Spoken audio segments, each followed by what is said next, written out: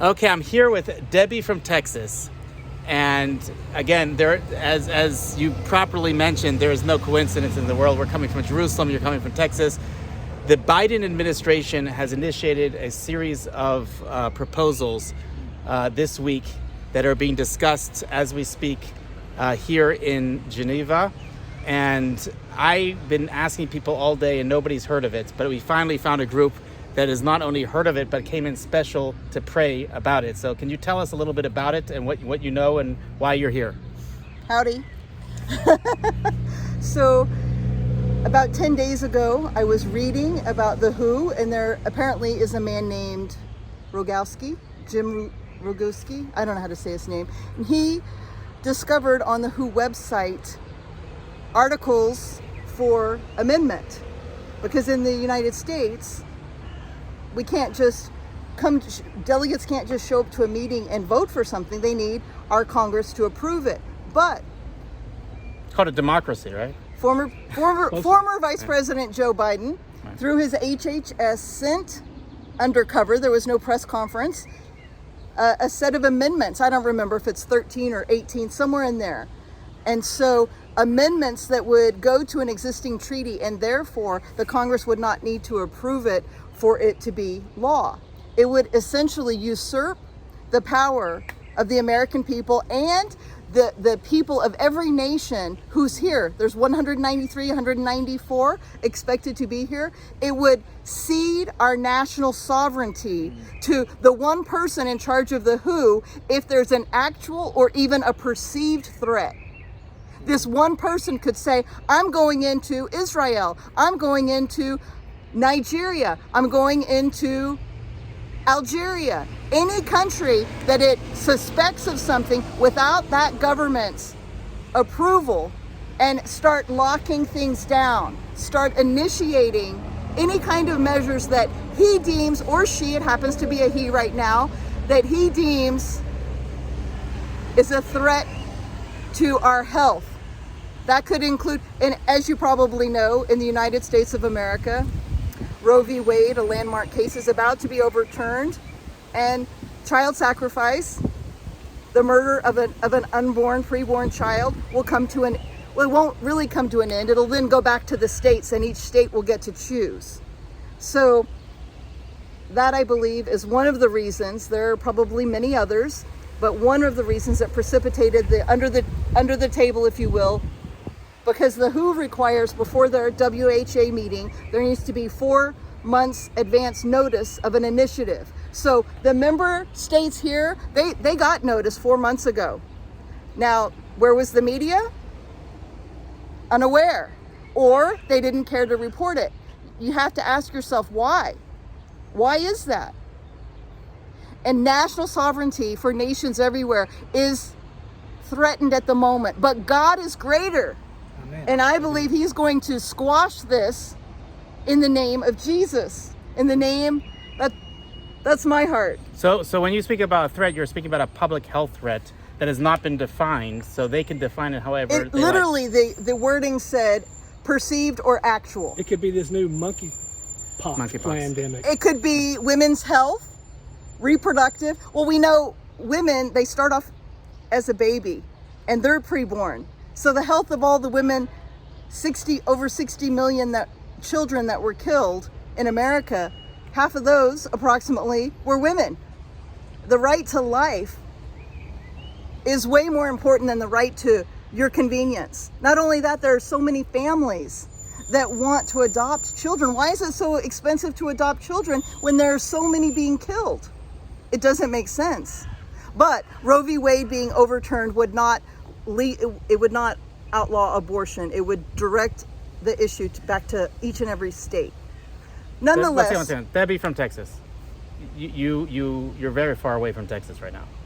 How did you get here? Like, how do you know about what everybody else doesn't know about, and how did you get here today? So I pray with a group of intercessors that is predominantly focused on praying for the United States of America. It's called the 24/7 National Strategic Prayer Call. We've been praying 24 hours a day, 7 days a week for 5.5 years, since November of 2016. And as you know, whatever issues affect the United States, will affect the world. So Whether you like us or not. The leadership there, one man from Romania, another, a woman from America, they're ministry partners, and they are really good at discerning what the key issues are. And they wrote 3 daily articles back to back about this assembly. And when I read it, the Spirit of the Lord leapt up in me like David when he was a boy. And I don't know how old he actually was, but when he was still a shepherd, right? And he's walking by and he hears this Philistine coming after God verbally and God's people. That's how I felt. And I said, oh God, how can these people stand against you, rage against you? How the heathen rage. And they imagine a vain thing. And I heard God say, let's go. And you're on your way now to Davos, is that correct?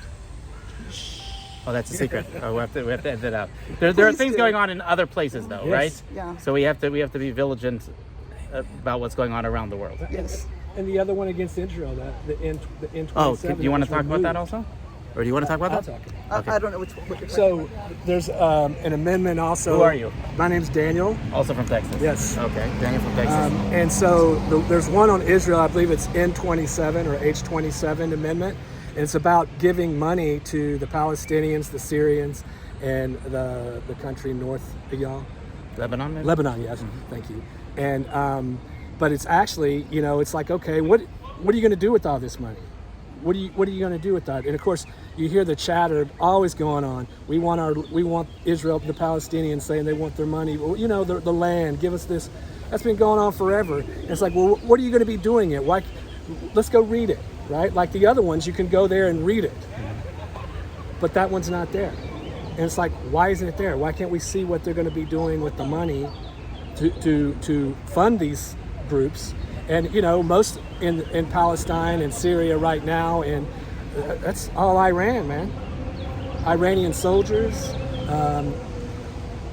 What are they going to be doing with that money? Your stories right now, man. I just want to say that we love people all over the world, in every country. It doesn't matter what your religion is. God created you, and you're created in the image of God. And God himself established borders. And when the men came together at the Tower of Babel, they were trying to build a tower to heaven because they thought they could get there without God. That's what's happening now. That doesn't mean every delegate here understands that. Some were sent by their government. Who knows what favors were given? It may just be their job. So we're here to stand against a resurrection of the Tower of Babel. These are people that want to control the rest of us. The few elite, maybe 3,000 in the whole world. People that think that our population, that we're overpopulated, who want to cut the size, if you will, as if us breathing air is against them. It's not. I was created in the image of God. You were created in the image of God. And people everywhere were created in the image of God. And so to come against humanity in this way under the pretense that it's for the good of people, no, it's not. National sovereignty. We need to be able to decide, just like a family, the husband and the wife, the parents should be able to decide what's right for their own child. So should the citizens of each nation. So I pray that God bless Israel. And this is for Israel. I don't know if you heard of us. We're Israel 365 News. No. And we have an incredibly large evangelical following around the world, and people that are tuning into us to get the information. Because as far as I can see, we're their only media outlet that is on the ground here. And we came special for this because we realize how important it is and how it'll affect the entire world and everybody in it if this terrible thing is passed. And there will still be 6 months as the IHR, you probably know this, Sure. as the IHR currently stands, the international health regulations, any country has 18 months to kind of collaborate with their own citizens and its legislature and so forth to decide, is this good for us or isn't it? And every country has 18 months to decide that. This would shorten it to 6 months. And I know not everything's about the United States of America. I get that. But how coincidental that 6 months will be before the new legislature takes office in Washington, D.C. next January. And how can anybody fight against it unless they know it exists? And like I said, there's so much secrecy going on around this that no one knows is happening. So I'm so happy that you came out today. Actually, and that I Israel's found the you. first to break this story. The Israeli news was the first to break this story. And I'm glad we did because, and we need to get it out there because this is something that is going to affect everybody around the globe. So people that are in free countries, you need to speak up now. If you've been sitting complacently, it's well beyond the time to focus on our own pleasure and comfort. This is not just about us. If we don't act now, well, then our children and our grandchildren will not be free. They will be further imprisoned.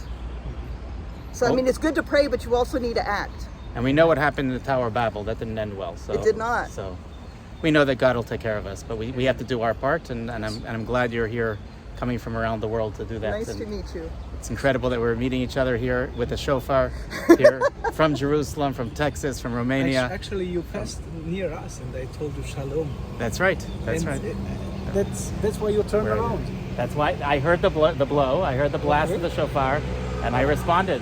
Yeah, amazing. Thank you so much. Thank Nice you all. to meet you. Have a Be well. blessed day.